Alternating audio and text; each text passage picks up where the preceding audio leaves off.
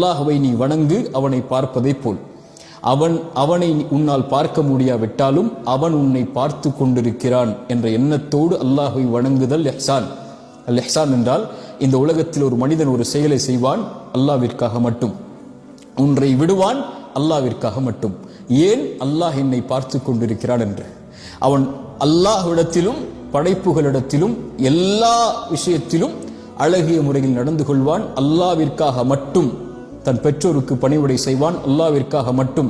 குழந்தைகளுக்கு உணவளிப்பான், அல்லாஹ்விற்காக மட்டும். தன் மனைவியிடத்தில் நல்ல முறையில் நடந்து கொள்வான், அல்லாஹ்விற்காக மட்டும். ஏழைகளுக்கு உணவளிப்பான், அல்லாஹ்விற்காக மட்டும். பொய் பேசுவதிலிருந்து விலகிக் கொள்வான், அல்லாஹ்விற்காக மட்டும். புறம் பேசுவதிலிருந்து விலகிக் கொள்வான், அல்லாஹ்விற்காக மட்டும். கோபங்களை கைவிடுவான், அல்லாஹ்விற்காக மட்டும். பிறருடைய குறையை குறித்து பேசாமல் தன்னை பாதுகாத்துக் கொள்வான், அல்லாஹ்விற்காக மட்டும்.